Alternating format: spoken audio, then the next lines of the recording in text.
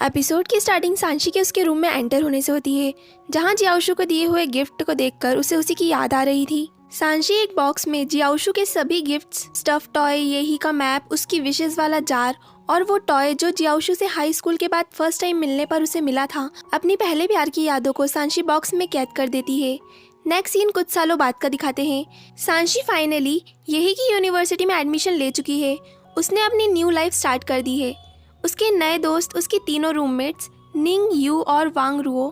निंग social media creator, Yu cool tomboy style game addict और Wang रुओ studious शाय friend. वांग रुओ की books गिर जाने पर जियांग मिंग नाम का लड़का उसकी हेल्प करता है और यहाँ उन सभी की मुलाकात होती है। मिंग सीक्रेटली सांशी को लाइक करता है।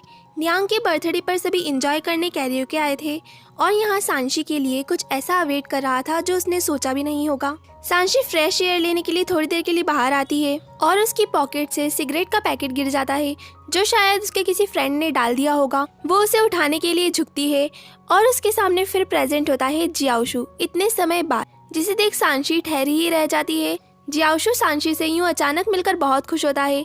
वो पूछता है, तुमने स्मोक करना स्टार्ट कर दिया? सांशी मना करती है कि ये उसके किसी फ्रेंड का है, जिस पर जियाओशु को बिल्कुल यकीन नहीं होता।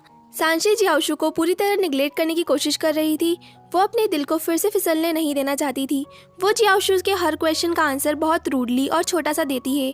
उसका यूं बदला बिहेवियर देख जियाओशु को भी कुछ समझ नहीं आ रहा था। वो उससे पूछता है कि क्या मैंने कोई गलती करी है? सांशी मना करती है। जियाओशु उससे कहता है उसने ना जाने कितने मैसेज करे होंगे, पर सांशी ने एक का भी रिप्लाई नहीं दिया। सांशी बहाना बनाती है कि वो क्लासेस में बिजी थी और उसे जल्दी जाना है कहकर जियाओशु को यूं ही छोड़कर अंदर चले जाती है।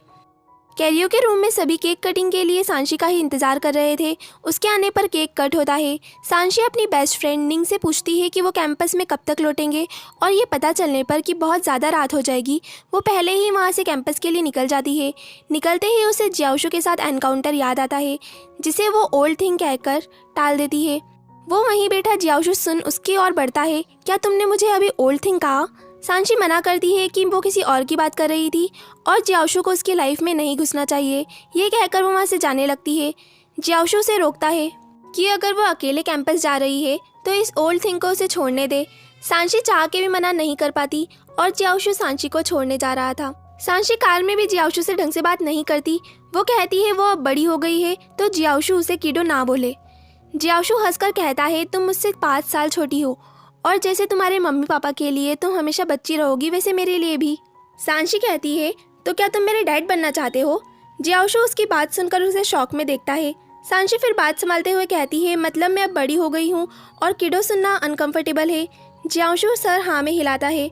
सांशी का रूड और डिस्टेंट बिहेवियर जियाओशु को बहुत खटक रहा था। वो उसे डॉम तक छोड़ता है। उसके अंदर जाने से पहले वो कहता है वो यही में बहुत अकेला था और जब उसे सानियान से पता चला कि सांशी ने यहीं एडमिशन लिया है तो उसे बहुत खुशी हुई।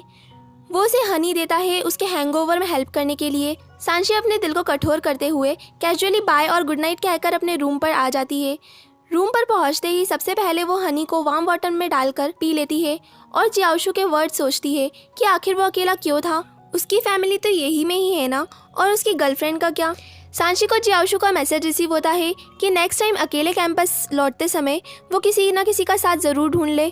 सांशी सिंपली ओके कहकर कन्वर्सेशन एंड कर देती है और जैसा कि जियाओशु ने कहा था उसके ढेर सारे मैसेज सांशी ने इग्नोर करे हुए थे। नेक्स्ट डे सांशी की रूममेट्स कल रात की पार्टी की बात कर रही थी। कैसे मिंग को सांशी के जल्दी चले जाने से चिंता हो रही थी। वो सभी जानते थे कि मिंग सांशी को पसंद करता है। वो सांशी को बताते हैं कि मिंग उसके बारे में पूछ रहा था, क्या उसे उसका मैसेज रिसीव हुआ? सांशी कहती है उसने अभी तक मैसेज चेक नहीं करे। फिर वो मैसेज ओपन करती है जिसमें मिंग का मैसेज था कि अगली बार जब भी वो कैंपस अकेले जाएगी तो वो उसके साथ जाएगा। सांशी जियाओशु वाला मैसेज ओपन करती है कि अगली बार जब भी अकेले जाओ तो किसी न किसी का साथ ज़रूर ढूंढ लेना। उसे खोया देख उसकी बेस्टी उसका मैसेज रीड करने आती है और सांशी हड़बड़ी में मैसेज बंद कर देती है। फिर वो बात को घुमाते हुए अपनी फ्रेंड से पूछती है कि उसकी एक फ्रेंड है जो उसके भाई के फ्रेंड को पसंद करती थी, फिर उसकी गर्लफ्रेंड बन गई तो उसकी फ्रेंड ने उस पर गिव अप कर दिया। पर फिर बहुत समय बाद उन दोनों का फिर आमना सामना हुआ है और अब उसकी फ्रेंड को समझ नहीं आ रहा कि वो आखिर क्या करे। उसके फ्रेंड्स इस लड़के के बारे में और बताने का कहती हैं। सांशी बताती है कि वो एक गेम डेवलपर है और उसकी गेम एडिक्ट फ्रेंड यू से सांशी को पता चलता है कि जियाओशु का गेम इस ईयर का सबसे ज़्यादा पॉपुलर और डिमांडिंग गेम है।